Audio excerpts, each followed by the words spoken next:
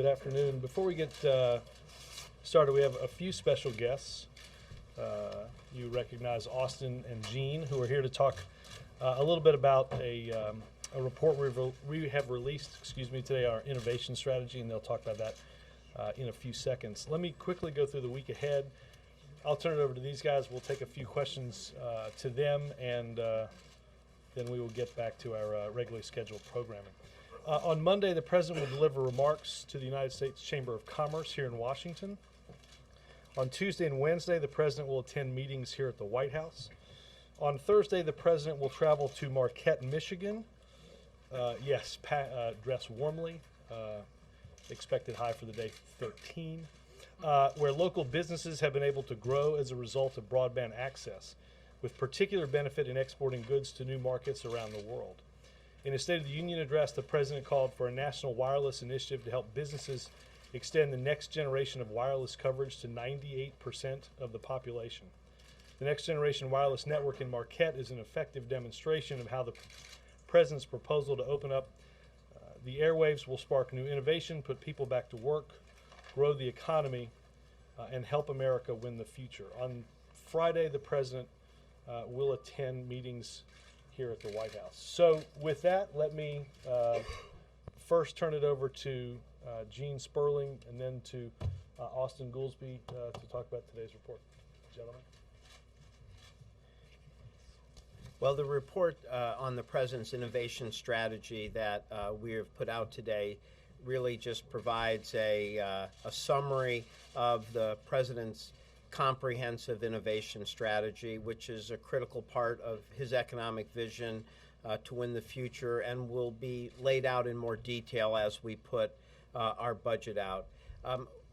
Since I had a chance to go over a certain amount of these things with many of you on the day of the State of the Union, and many of the details will be later, let me just do a sketch of the overall approach. Obviously, a key aspect will be a significant commitment to research and development. And again, this all has to be done in the context of a budget which is cutting non-security spending to its lowest levels by 2015 since the Eisenhower administration. So these are the priorities that we are still making room for, because it is part of his vision for growth and competitiveness for our country going forward.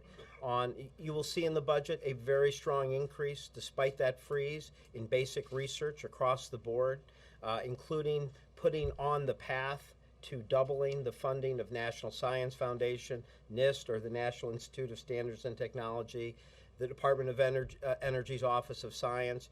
As we discussed before, you'll see an increase to $8 billion in R&D on clean energy technology.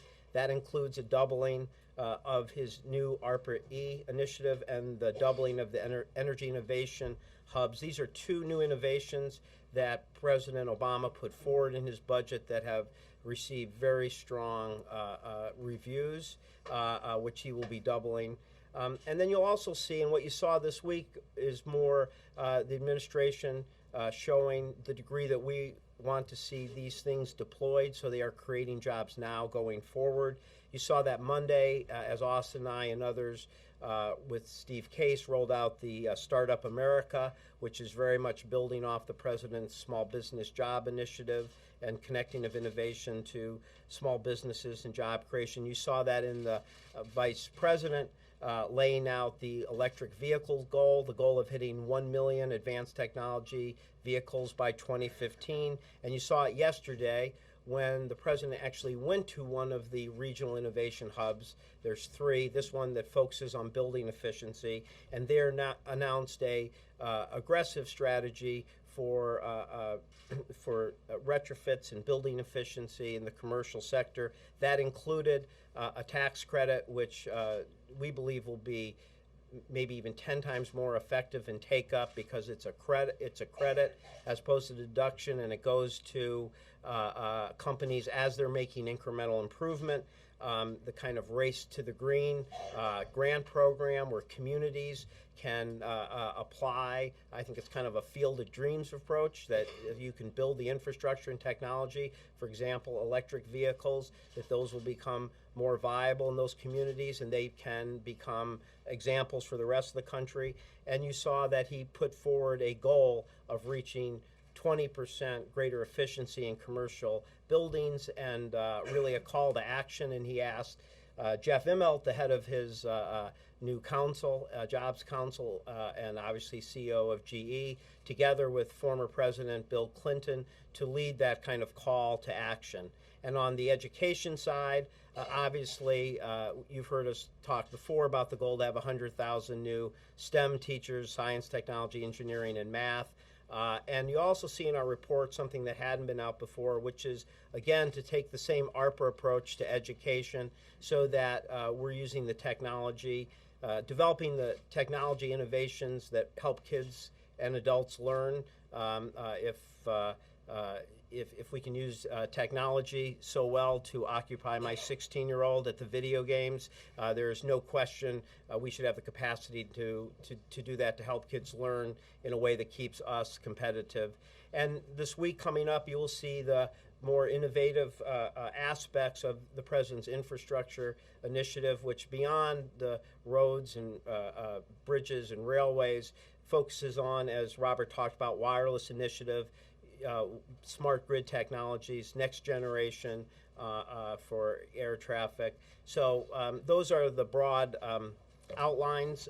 Let me, at this point, turn it over to Austin, and we will both be around for questions. Thanks, Gene.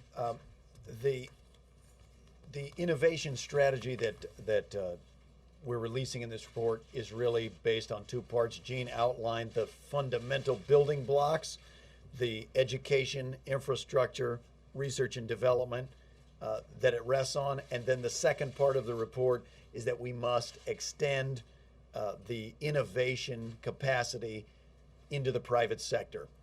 So the extending beyond just the public investments, there are three components in the innovation strategy: an emphasis on small business, the emphasis on startups and new firms, and an emphasis on inventors and the patent system.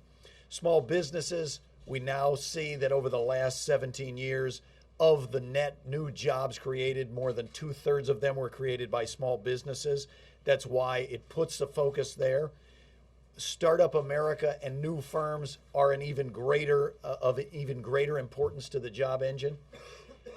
We released a whiteboard about Startup America. It is a 4-point program to unite public and private sectors to try to help startups in the country by giving them more access to capital, by getting them business mentors to help with their business development, streamlining and reducing regulations that affect small businesses and startups, and continuing the tax relief to startups, which the President has cut taxes for small business 17 times. The third category are for inventors. The patent system has a 700,000 application backlog.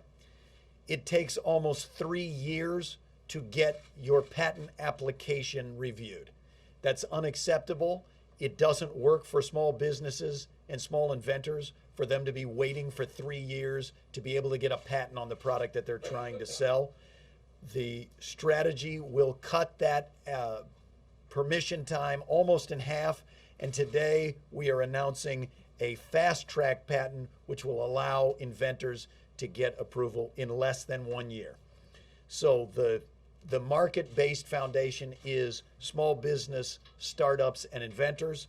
And the basic idea of the innovation strategy is that America has been the great innovative engine of the entire world for many years.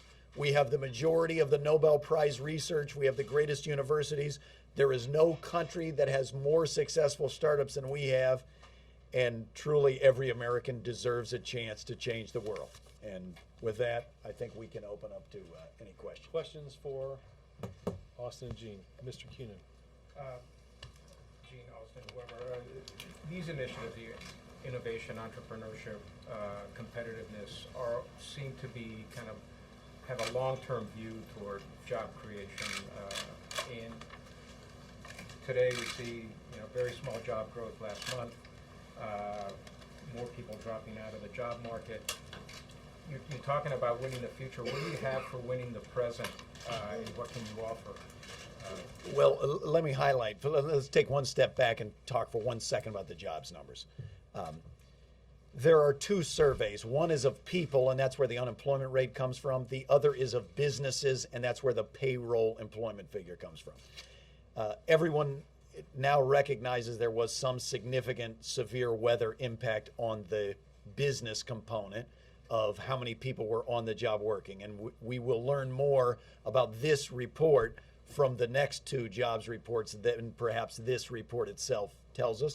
But in the survey of people, the picture is substantially better. The labor force participation rate did not change substantially at all. It is not the case that the reason the unemployment rate fell sharply was because of reductions in labor force participation. In startups and small businesses will show up first in the survey of people, because obviously they are not yet in the system to be interviewed about their payroll. So winning the right now, startups and small business is both a future investment, but is also about the here and now, I would say. You just add a couple of things. First of all, as Austin said, this was a very unusual jobs number, and I think the important thing is to look at the, what we'll see as the overall trend. But a couple of points.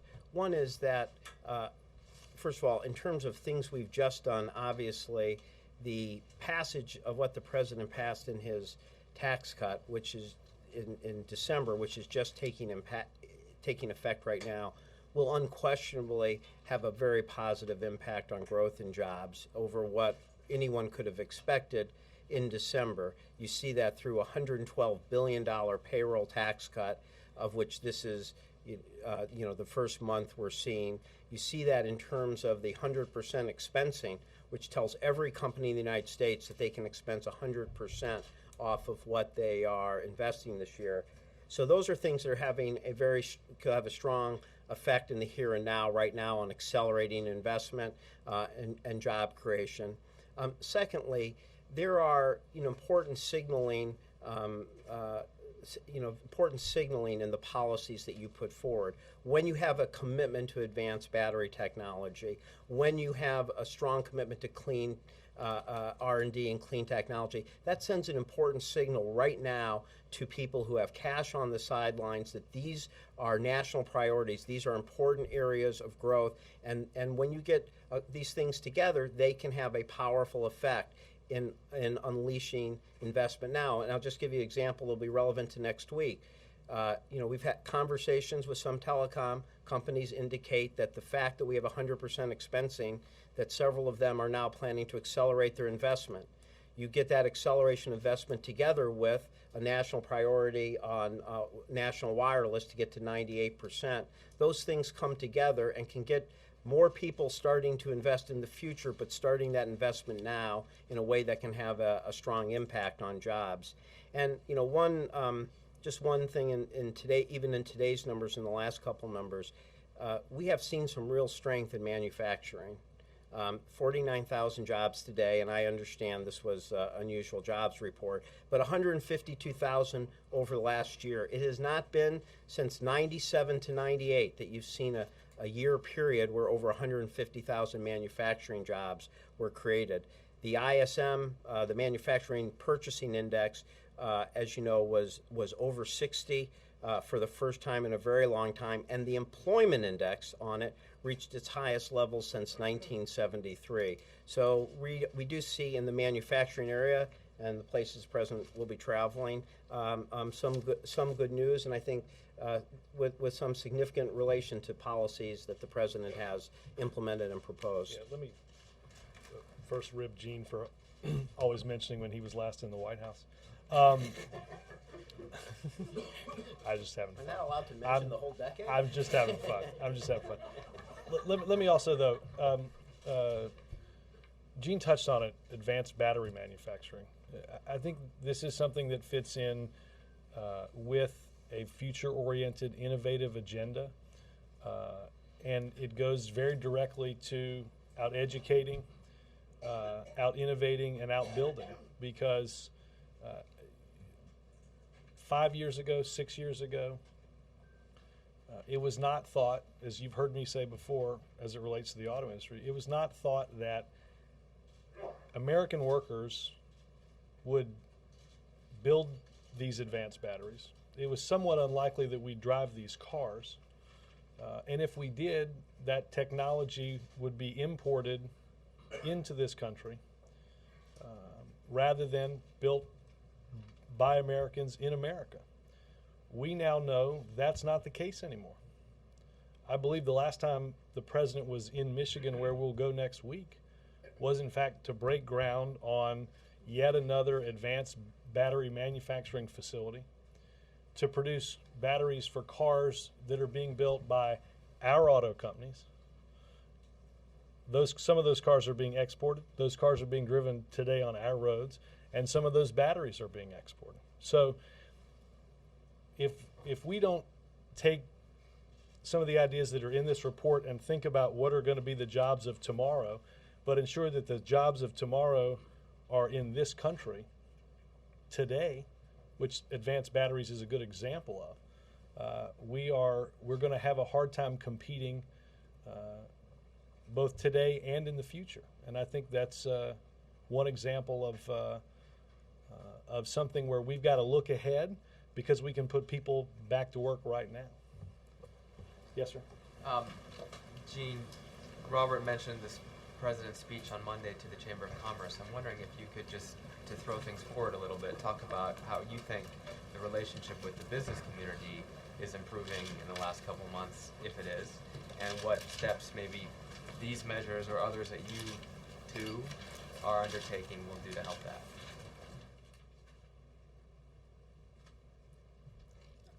I think the last few months you have seen a strengthening of confidence across the board. I think there's been signs of greater confidence on consumers and the consumer index, and I think there's been greater signs of increased confidence among the business community. And I think what a lot of Americans want to see is that, and as we are fighting our way out of the very deep hole this president inherited, that we're willing to work together.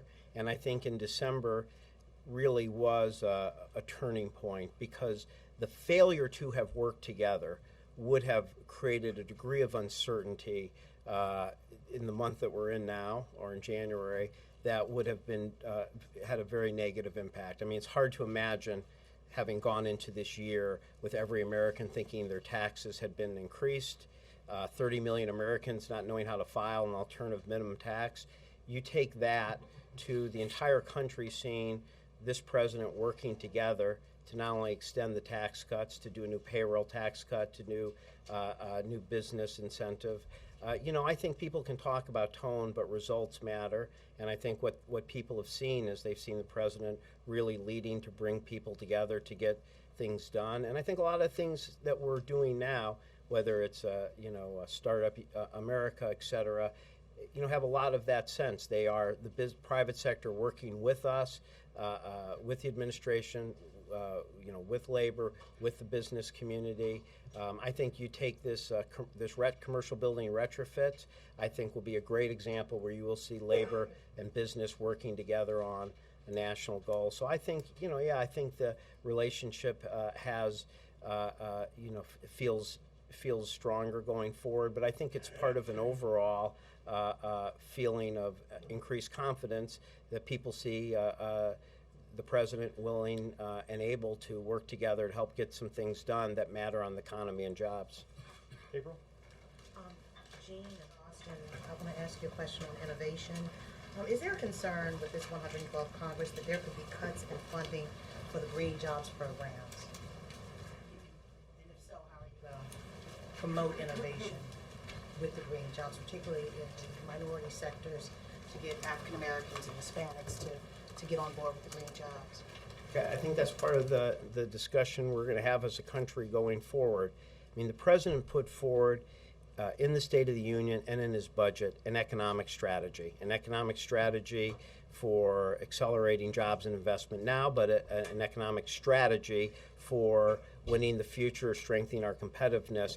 And a critical component of that is getting our fiscal house in order, reducing spending, and getting the deficit on a significant downward path. We worked very hard to achieve that critical component of improving our fiscal path in a way that ensured we still could be making the investments that we think are critical for our country, competing for the high-wage jobs of the future. It is a very tough budget. It will get tougher each year. When you are freezing, it is a real cut, and it's a real cut that gets bigger each year. And we felt that this was a degree of fiscal constraint that we could do that was very difficult, but could still be consistent with a strategy for investing in innovation, education, and research. Whether or not, and people will be able to see all of the details of our budget on February 14th, and they'll be able to debate and judge whether we drew the balance the right way. We think we did. I think as people have to look at other budgets that go out that share the same goal we do in reducing spending, they're going to have to look at the details and see whether those budgets also match the same commitment to making sure we're doing things that are pro-growth and pro-jobs for the future.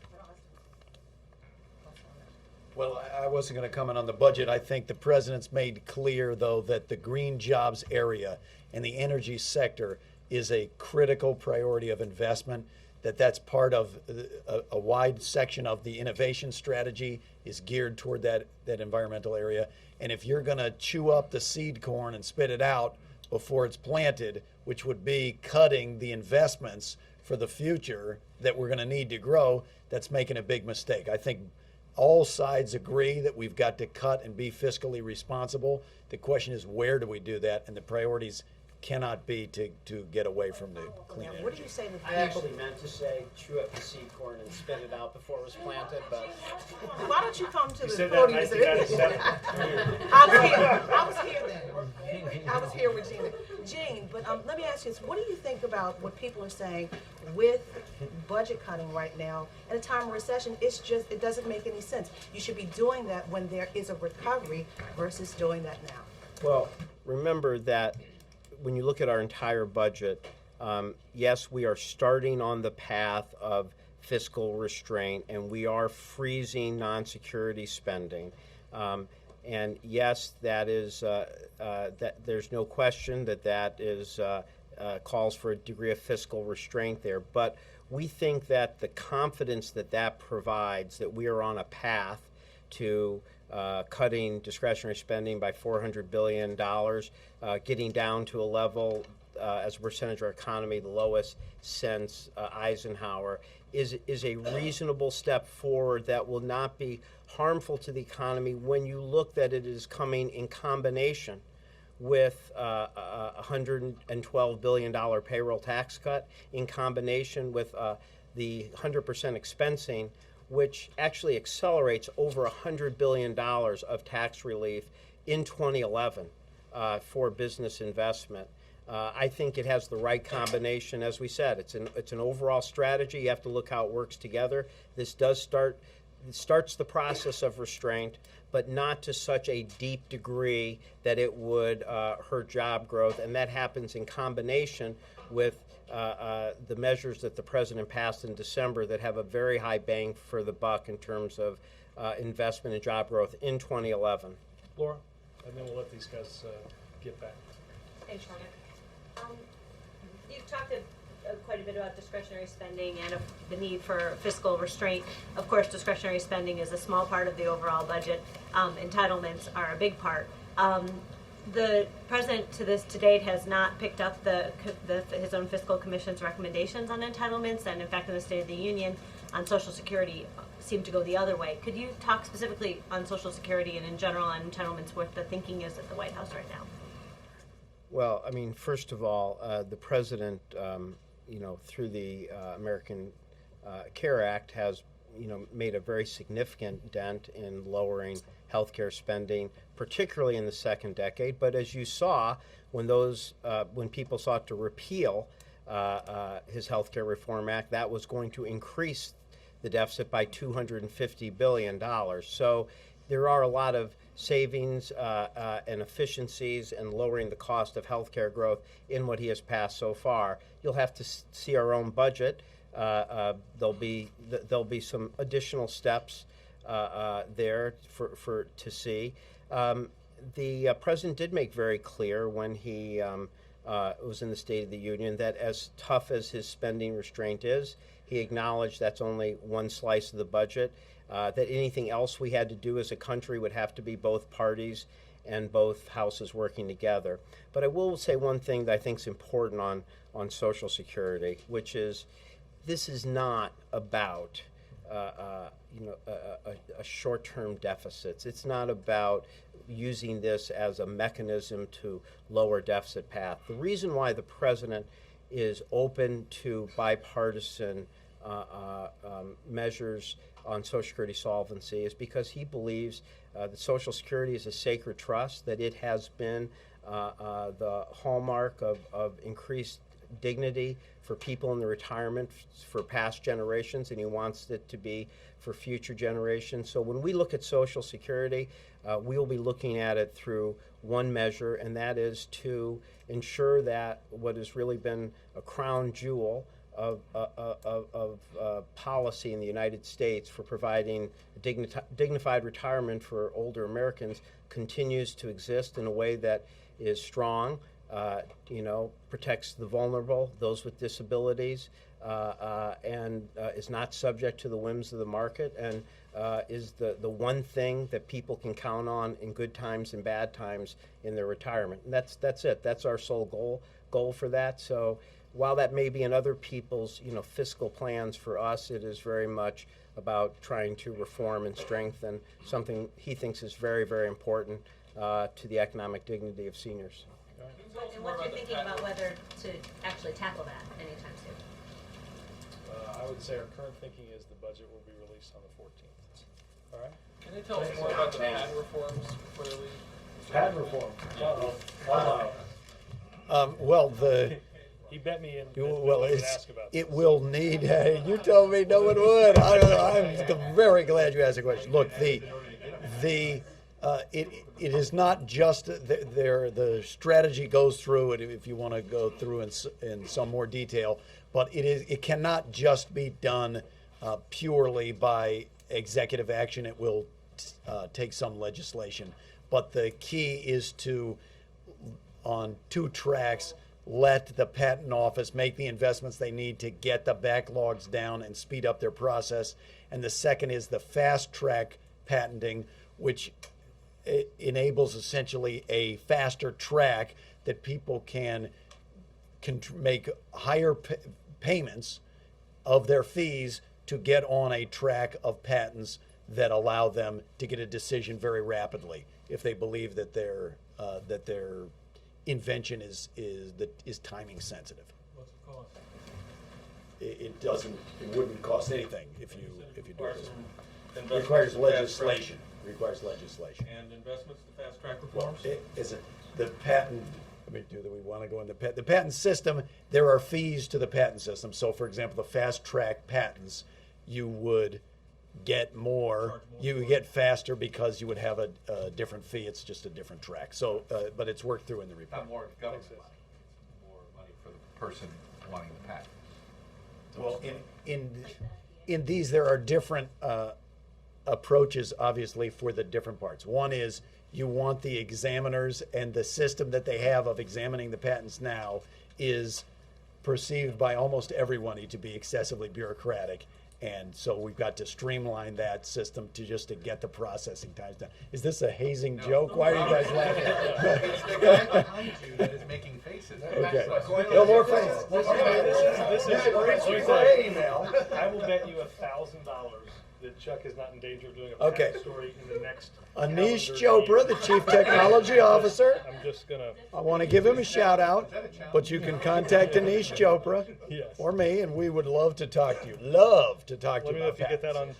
on, let me know if you get that on, let me know if you get that in the news. I will, all right, I know we've got about, half an hour or so before, Well, let's use them all up. let's, why not? I know there's more patent questions. How about Make it a one and deal. one? We'll do one and one for and then you. we get more questions, we'll get president. What do you say? No, you've already exceeded 1 and 1, my friend. Mr. Cunin, take us away. On Egypt, what's the administration conveying today to President Mubarak and the Egyptian government?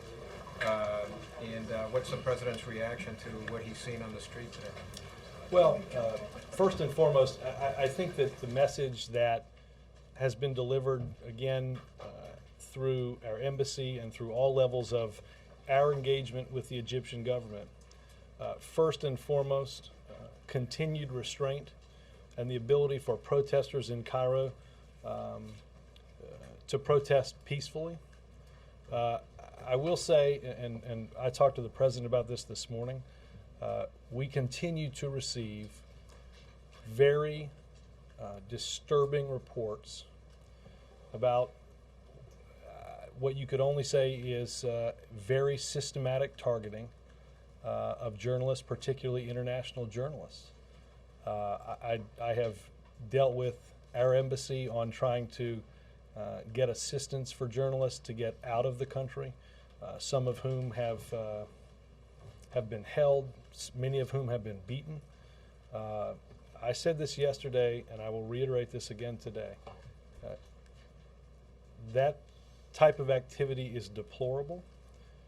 If journalists are being held, they must be released immediately.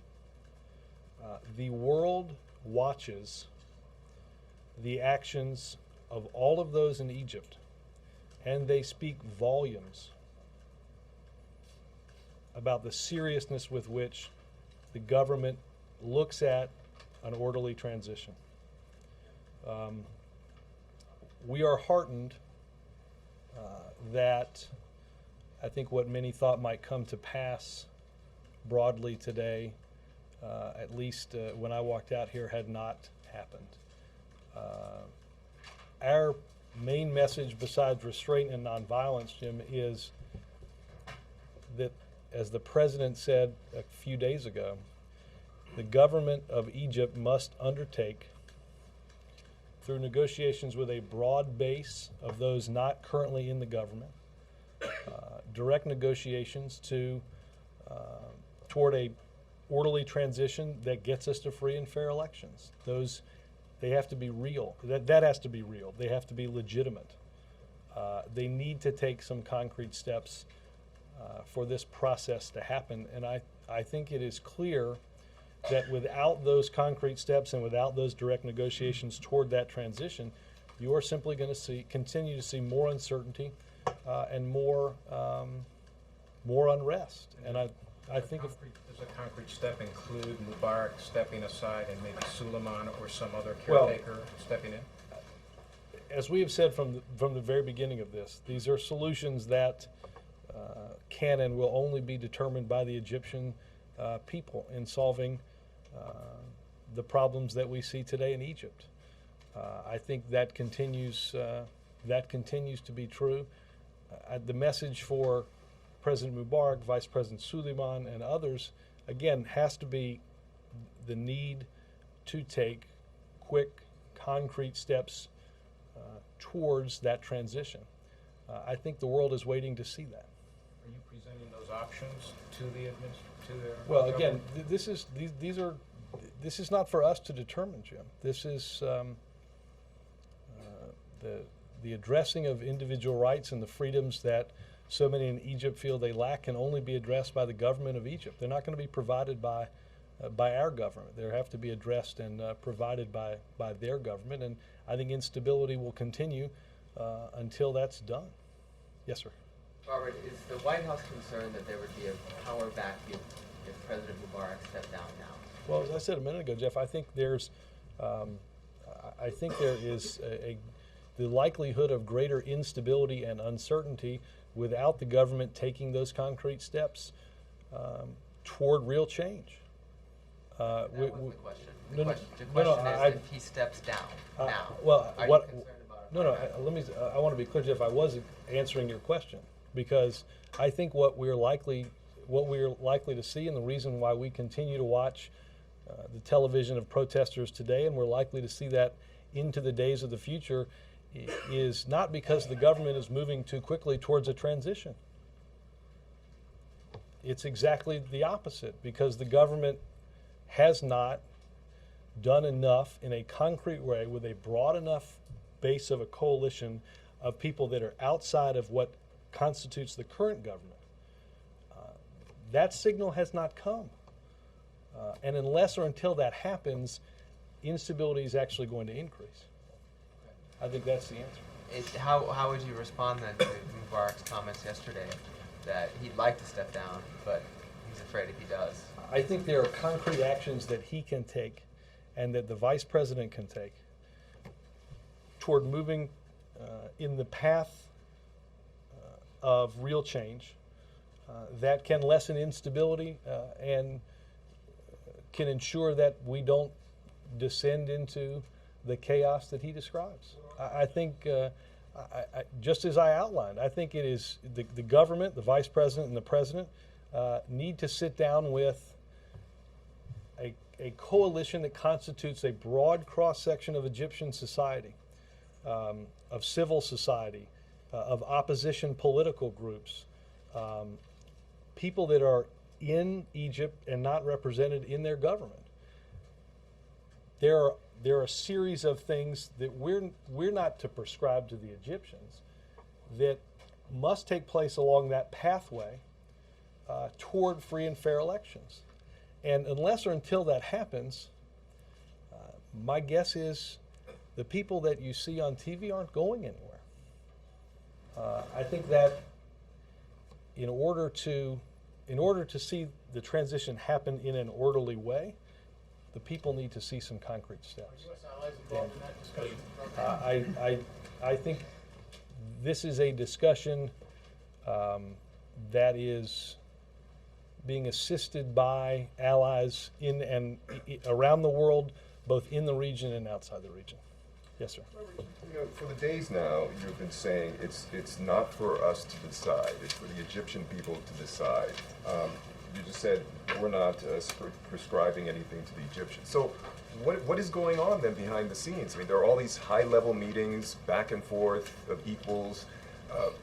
If you weren't offering suggestions or options, then what are you doing? Well, Dan, I just outlined a series of steps right here in public that I think the government can and should take to address that very instability and that very uncertainty.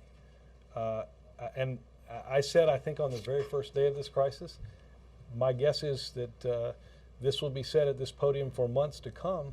This is not a solution that can be imposed on or that can be forced on anybody in Egypt. As I said earlier, it is not, I doubt there's anybody in Cairo that is looking for my definition of their freedom of speech. And that's not going to be determined here. It's going to be determined in Cairo. That's why they're marching there. But look, it is safe to assume that this country has, for the past several decades, had a very important relationship with the government and the people of Egypt. The Camp David Accords, signed by Egypt and adhered to by Egypt, have provided a cornerstone for regional security for more than 3 decades. We have a vested interest in the foreign policy in Egypt and throughout the region as it relates to our national interests. So, as I said a few days ago, there are meetings here about a whole range of issues and a whole range of scenarios. And I was in one of those meetings at 8:30 this morning. Those meetings will continue with the president over the weekend. How much intelligence did the White House have about this kind of unrest potentially happening? We have seen, and I think White Houses and administrations here for many years have seen intelligence about the instability in countries in the Middle East and throughout the region. I think the question that you're alluding to, Dan, is did we, or did somebody foreshadow the specific events in Tunisia?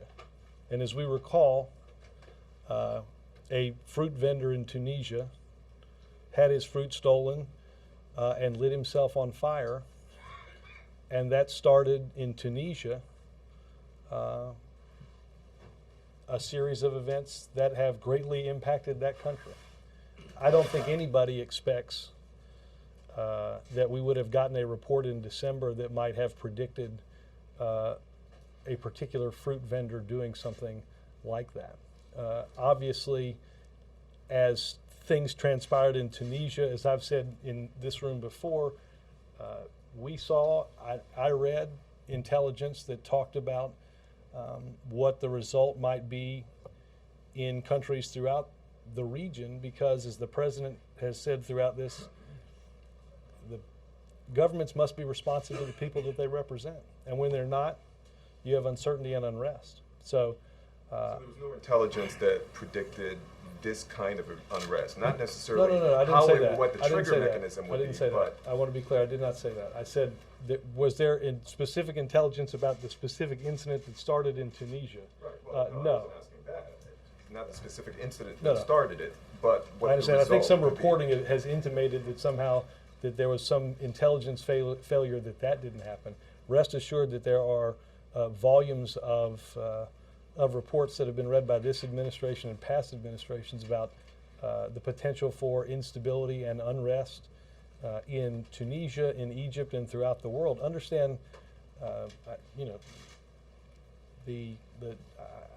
think some of the passion that you see in Cairo is not necessarily because people have felt as if their government hasn't fully represented their views and respected their individual rights in 2011. I think this is something that goes back quite some time, which is why administrations that predated ours have brought up with President Mubarak the steps that they believed needed to take place, just as President Obama brought up with President Mubarak the steps that we felt needed to take place to address the lack of freedoms that we knew they weren't adhering to. And is the president satisfied with the level of intelligence that he received on Tunisia and Egypt? The president expects that in any case that he will be provided with relevant, timely, and accurate intelligence assessments, and that's exactly what's been done throughout this crisis. Yes. Robert, on the orderly transition that the government has called for, that you guys have called for, on Wednesday you were quite direct by saying now means yesterday, meaning Tuesday when President Obama Yes. first called for that. 3 days have gone by since. Days do matter in this instance. Are you satisfied with the change that has taken place on Cairo's side?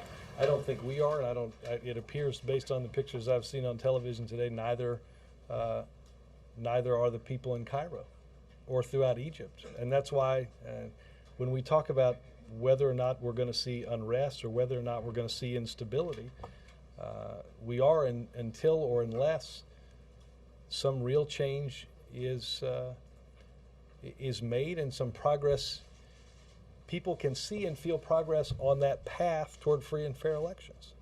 Again, days matter. So how soon would you like to see that tangible change? Tuesday. I mean, again, I wasn't that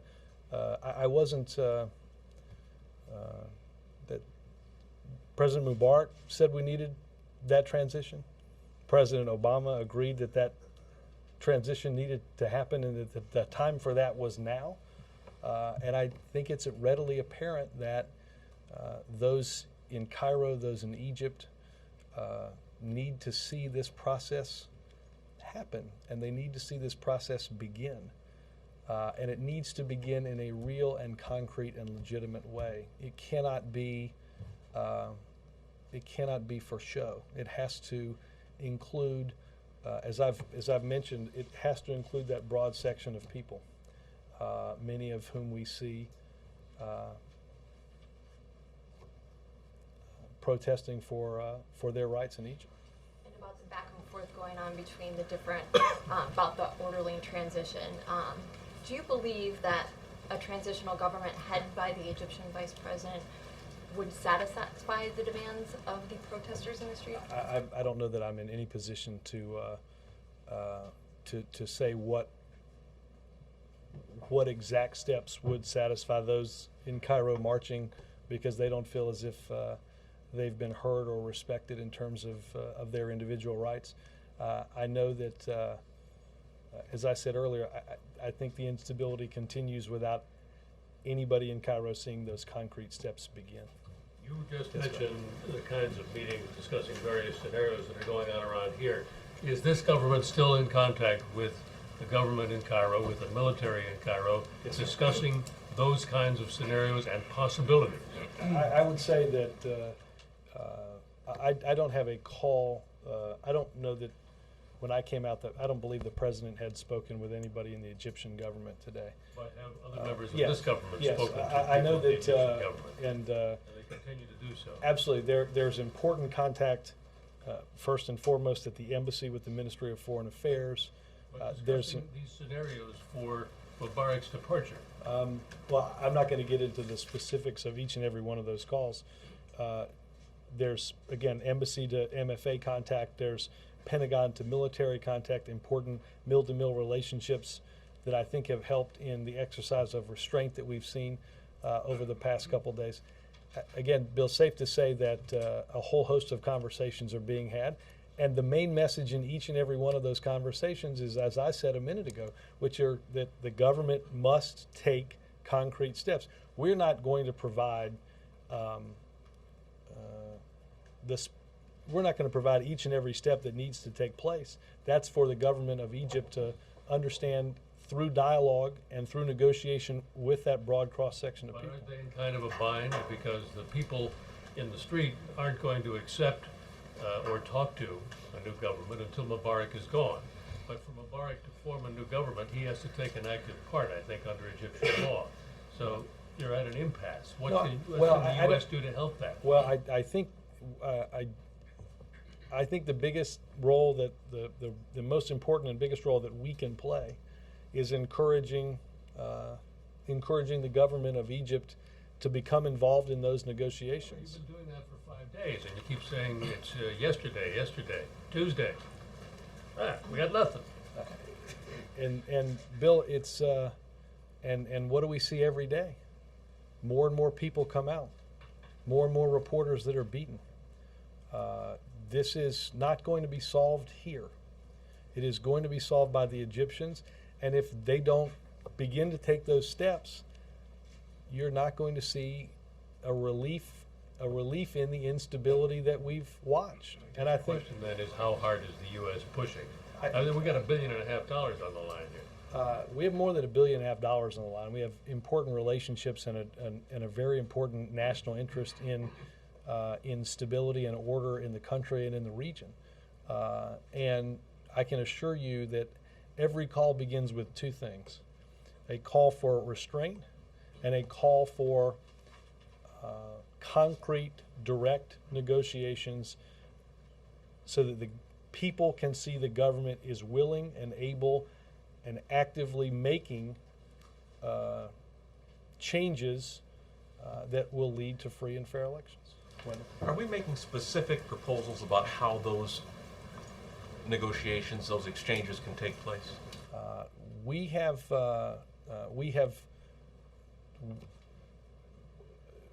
been broad, but we have, and I don't think anybody expects that we are going to outline each and everything that has to happen.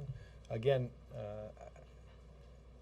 I feel confident in saying that the biggest step that we can push for is for the government to begin that negotiation and begin it with a representative and broad cross-section of the people. What about with the opposition, which apparently says it does not want to talk to the government until Mubarak steps down. Are we Well, pushing them this to begin is- talks? Absolutely, but Now? I think what we have. Specifically to drop that demand? No, I mean, we're not, I've not heard that. I think again, I think the greatest impediment to making this progress is beginning the process. And beginning the process at a level where the government is taking seriously the involvement of some of the broad opposition groups that you speak about. Then the onus is all on the government now and not on the opposition? Well, I think it's important that the government begin to show concrete steps that it's willing to take. On intelligence, was there a failure of intelligence, a failure to heed, or neither? I would, I guess, direct you to what I said to Dan. I think the president has felt as if he's gotten timely and accurate intelligence, and that, as I said, there are volumes of reports on instability throughout the region. But there was a report in late 2010, according to Stephanie O'Sullivan, that specifically said Egypt was ripe for instability. And that was her testimony. Yeah?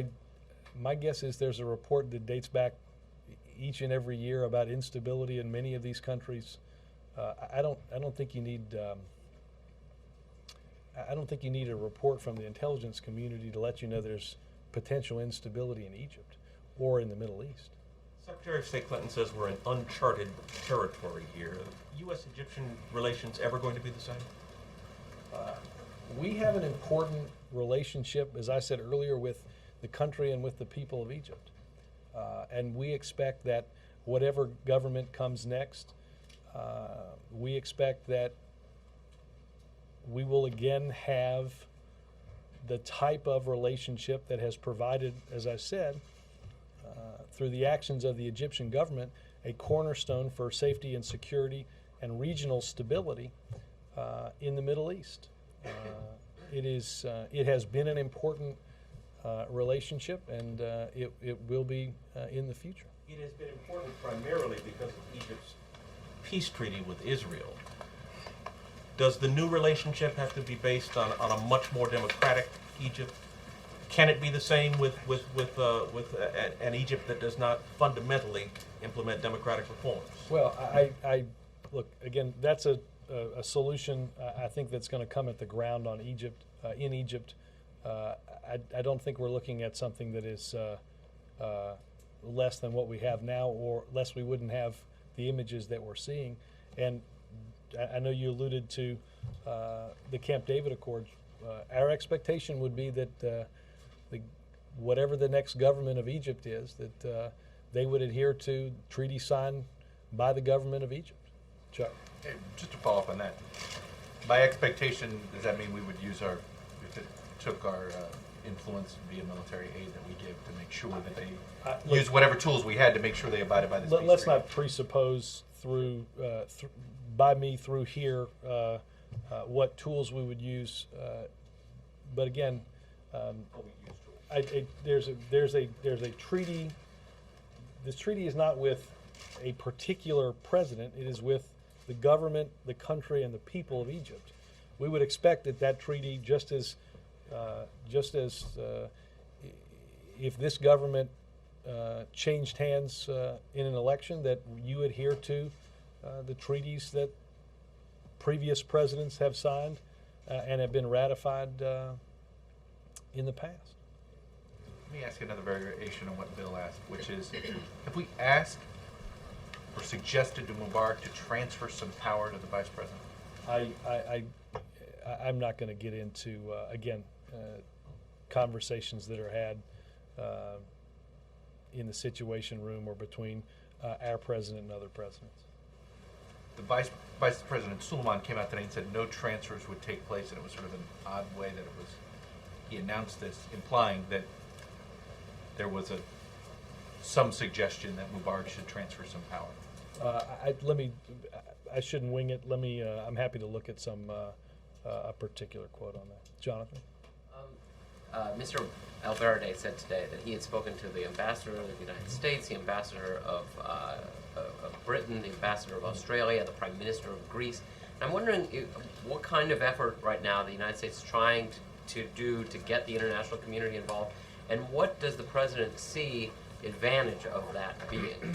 Well, I think you just mentioned in many ways the broad arc of whether it's the Europeans, whether it's in the greater Middle Eastern region, the important equities that countries have and relationships that they have with Egypt, and the importance that they see in the same sort of regional and country stability that we hope for. I don't think there's any doubt that we are better served by a number of countries delivering the same message you've heard the president deliver. I think that it is important, again, as the world watches these images, that the world is involved in reiterating the message that we have sent and continue to send to the government of Egypt about the steps that they need to take. Is the United States right now trying to play an informal intermediary role right now between the government of Egypt and the opposition? Jonathan, I think Ambassador Scobie spoke with Mohammed El-Baradei, as she has and will with a host of civil society and political opposition groups throughout Egypt. That is a robust expectation that our government, and I think any U.S. government, would have of their mission in Cairo. We are, and the embassy was, well before anything started in Cairo, maintains a relationship with many of those groups and with many in civil society. Nick? In the week since the president spoke and over the days that you've been making statements as well, do you feel that any progress is being made in bringing the two sides together to end these protests, or is it still at the same spot it was a week ago when the president first came out? Well, no, I think we have. Have we seen enough progress? I think the answer to that clearly is no. I think as we sit here a week later, as I've said here before, we have watched events happen in a country we have not seen in a country with a very rich history that we have not seen over the course of many thousand years. What we are seeing is not something that happens every couple of years in Egypt. These are remarkable times. So I think in one sense we've undoubtedly seen from where we sit right now, a week since both President Mubarak and President Obama first spoke, both on the phone and publicly making statements. We've seen change from Friday to Tuesday in acknowledgement of President Mubarak not seeking re-election, but I think it is clear that we still see those in the street looking for the type of concrete transition that both men spoke about just a few days ago. Is the situation on the street better now or worse? Well, I think we are heartened. I'll split the question into two. I think we are heartened by two things. One, that we have broadly seen restraint. As we deplore the scenes and the stories that, as I mentioned earlier, of diplomats, human rights groups, and journalists. So I think that is that is heartening. And as I said yesterday, we take what the Prime Minister said yesterday. We take seriously and hope that the government of Egypt takes seriously the words of the Prime Minister in saying that those responsible for the violence on Wednesday will and should be held accountable. Well, I didn't get the answer to that.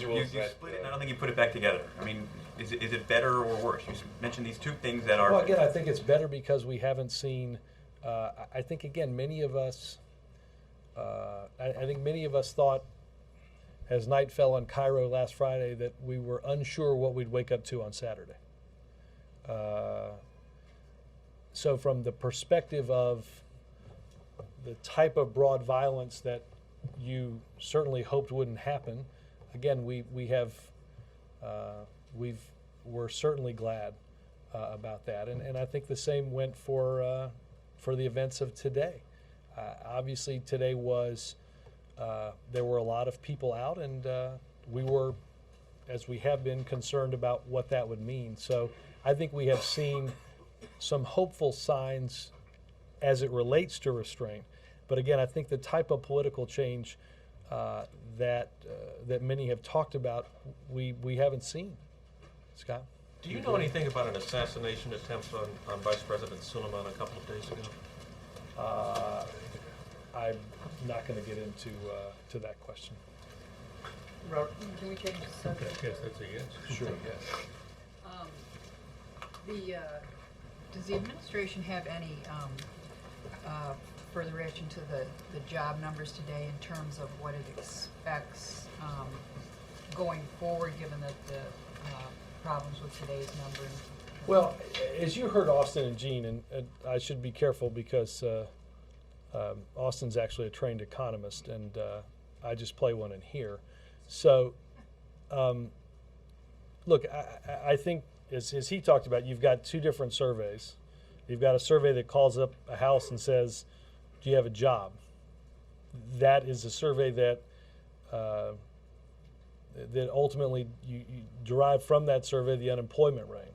Then there's what's known as, the establishment survey that calls a business and says, who's at work, what's happened, are you hiring? And that goes into a BLS payroll number. I think, and we have talked about it in here, and I've watched the commentary and listened to it and read more about. You obviously have some very divergent survey data. You have undoubtedly some weather impact in the establishment survey, particularly in industries like construction and transportation, where one might easily presume that weather would affect the numbers coming out of that survey. Jackie, I think it's important to understand that I don't think we would ever look at through a series of data that we see over a week or a month and hang any of our hat on one particular number either way. I think we are encouraged in the sense that we see continued progress, private sector hiring. That progress, in the president's viewpoint, though, continues not at the pace that we would like to see it. As Austin said, I think we will learn more about what this report means in the coming months as we look through some of the numbers underneath.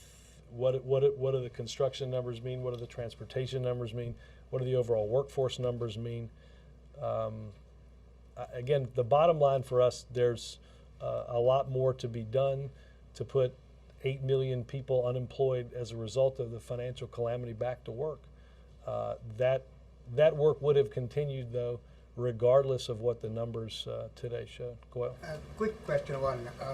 Is President aware of, Robert, that U.S. diplomats are still held in Pakistan, and Pakistanis are very angry at the United States? I'm sorry, U.S. diplomat? U.S. diplomat is still being held by the Pakistani courts. I think I would direct you to either the Pakistani government or our embassy in Islamabad on that question. You're good? Is the President aware of it? The President's aware of a lot of things, Will. Yes, go ahead. Robert, there's a report today that the President expressed quote-unquote disappointment to DNI Clapper over the level of intelligence and analysis he's gotten on Egypt. Is that accurate or not? I think I answered broadly about the President's view on intelligence that he's gotten. I also think it is largely safe to assume that I am not going to get into conversations that may or may not have happened in the President's daily briefing. And one other, just in general, are we supporting these protesters in Cairo. How would you sort of characterize our? As I did the first day of this, we support the aspirations of those in Cairo, in Alexandria, in countries throughout the world, to see governments respect their basic rights. The right to assemble, the right to speak freely, the right to associate. In this instance, we've seen the rights to freely communicate over the internet through social networking tools cut off. And our government, as it has in this instance and as it will in countries throughout the world, supports those aspirations. When the president sees these images, these very moving images in the square there, have you seen his reaction? I mean, how does he actually react when he sees these people holding a person in a wheelchair over their head? Well, again, I think that as the president has said, I think you're watching. I think you're watching what happens when people in a country do not believe their government fully appreciates the rights that they lack. That's the case, again, not just in Egypt, but as the president has had discussions with leaders throughout the world. Robert, no, excuse me, called an April. Robert. We got it. Yeah, but can I get my question out? Go ahead. I've Thank got you. only a couple more minutes, and I'll try to do this quick. Okay. We'll play rapid fire. Go. Okay, sure. Rahm Emanuel, what is the president doing for him? I have nothing on that.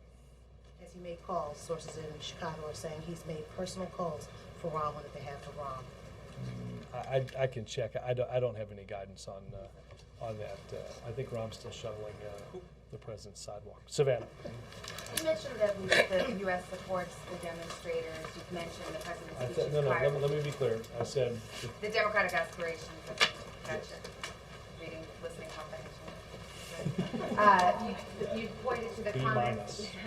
minus. You've pointed to the comments of the president in Cairo supporting democracy in Egypt. But in 2009, this administration actually cut funding to democracy groups and civil society groups in Egypt. So how do you square the words with the action? Well, look, we are. I think you're going to see in the budget that the president releases. We are not going to, on a whole host of things that are important to him, that are important to the other political party, that are going to have to be reduced as a result of 10 or 12 years of spending well beyond our means. But I think the notion somehow that the support of the aspirations of those that seek greater freedoms is only supported by a level of funding in your budget, I think don't necessarily match up, particularly in a time in which you're going to see reductions in a whole host of programs that are important. Yes. Cutting the funding had any effect on the pace of reform, for example? No, I don't. My guess is there have been a number of expenditures over the past 30 years to support groups with similar causes in Egypt, and I don't. We're just now seeing the manifestation of the cares and concerns of those involved. Yes, sir. Stephen. Today, the Supreme Leader of Iran made his first intervention in Friday prayers for 7 months, saying that this was an uprising in Egypt against an ally of Israel, the United States. Do you have a response to that? And the longer this goes on, are you concerned that foes of the United States could try and whip up extremist allies in this power vacuum that there is at the moment? I will say it's remarkable that Iran would make a statement given their actions when it came to their people exercising the same rights that people are exercising now in Cairo.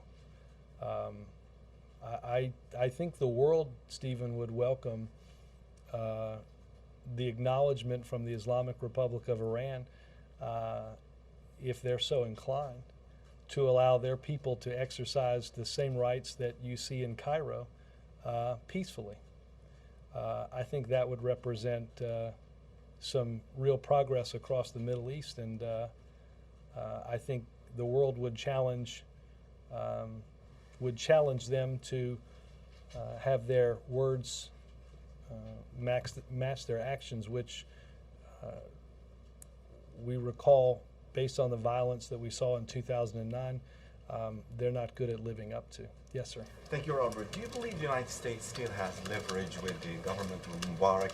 And could you tell us why U.S. assistance shouldn't be used now to get him to heed your calls for immediate transition? Let me do this quickly because I do have to, you guys have to get to a press conference as well, I'm told.